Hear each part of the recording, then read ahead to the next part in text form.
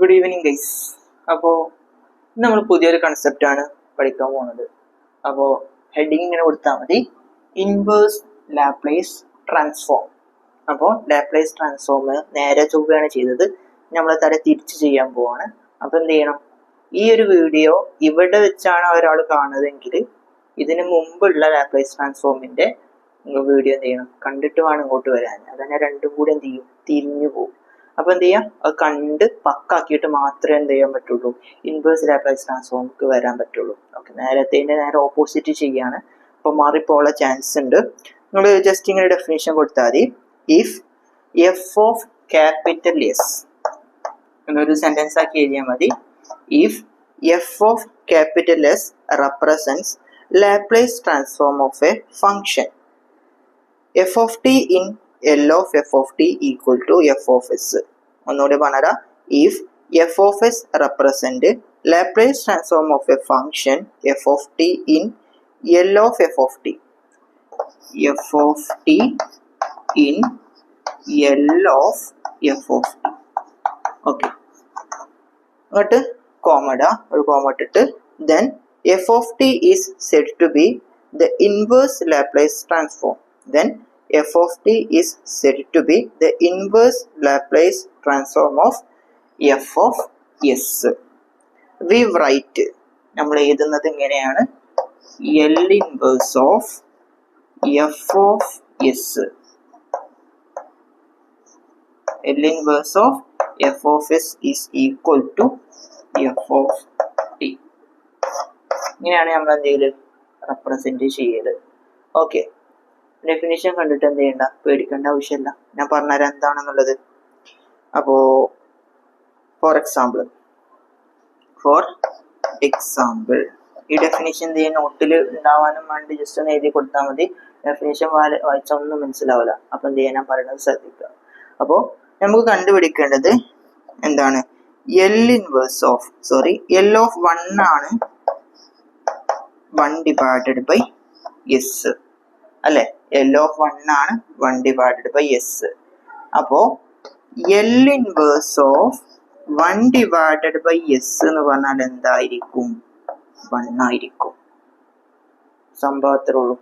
Example പറഞ്ഞപ്പോൾ മനസ്സിലായിണ്ടാവും അല്ലെ. L of 1 എന്ന് പറഞ്ഞാൽ 1 ഡിവൈഡഡ് ബൈ എസ് ആണ്. L inverse of 1 divided by s 1 ആണ്. അപ്പൊ ഇൻവേഴ്സ് വന്നു കഴിഞ്ഞാൽ എന്ത് ചെയ്യുക, അതിന് നേരെ തിരിച്ചിടുക.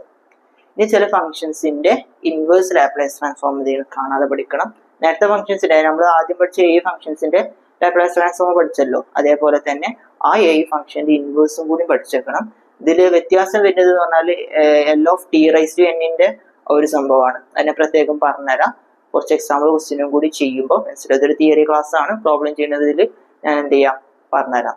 ഓക്കെ, അപ്പൊ ഇവിടെ ഇൻവേഴ്സ് കുറച്ച് ഫംഗ്ഷൻസിന്റെ ഇൻവേഴ്സ് ലാപ്ലേസ് ട്രാൻസ്ഫോം എഴുതി വെച്ചിട്ടുണ്ട്. ഞാൻ അത് ഓരോന്നും പറഞ്ഞുതരാം.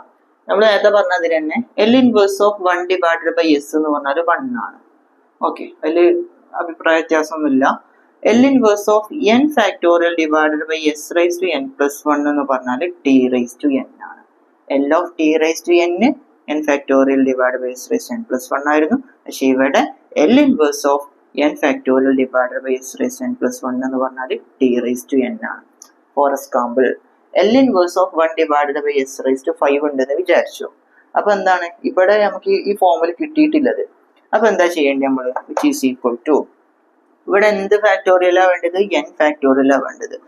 ഇവിടെ നമുക്ക് ഇതിനൊന്ന് ഇങ്ങനെ ആക്കി എഴുതി കൂടെ, അതായത്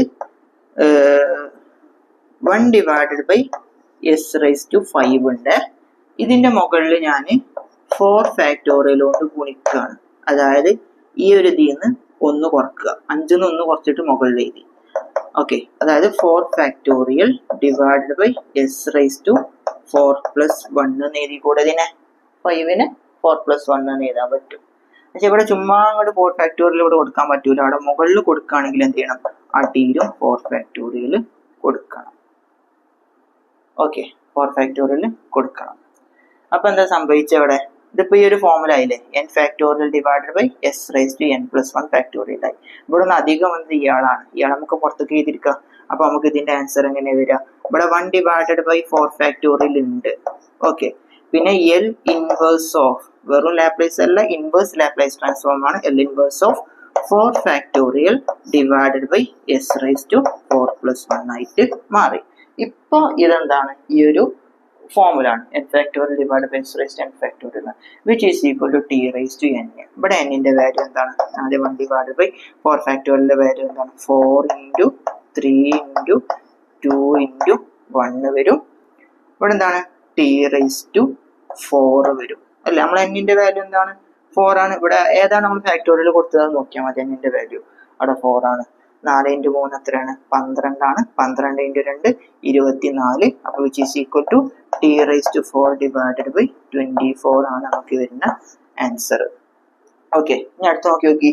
L inverse of 1 divided by s minus എന്ന് പറഞ്ഞാൽ e റൈസ് ടു 8 ആണ്. അതേപോലെ തന്നെ L inverse of k divided by s square plus k square എന്ന് പറഞ്ഞാൽ which is equal to sine kt ആണ്.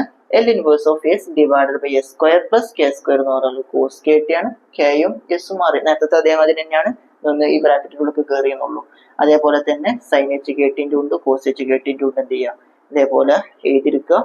പിന്നെ ഇതേപോലെ തന്നെ ഇൻവേഴ്സ് ലാപ്ലേസ് ട്രാൻസ്ഫോമിന് ലീനിയാരിറ്റി പ്രോപ്പർട്ടിയും കൂടി ഉണ്ട്, അതും കൂടി ഞാൻ പറഞ്ഞുതരാം. അപ്പൊ എന്ത് ചെയ്യുക, ഈ ഒരു സംഭവങ്ങൾ എന്ത് ചെയ്യുക, ഒന്ന് സ്ക്രീൻഷോട്ട് എടുക്കുക, എവിടെയെങ്കിലും എഴുതിയൊക്കെ ചെയ്യാൻ ആവശ്യം വരും.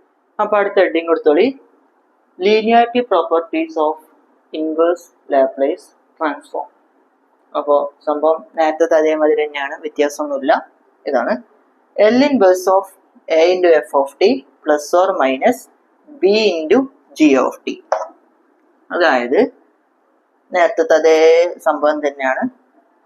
എയും ബിയും കോൺസ്റ്റന്റ് ആണ്, എഫ് ഓഫ് ടിയും ജി ഓഫ് ടിയും എന്താണ്, രണ്ട് ഫങ്ഷൻസ് ആണ്.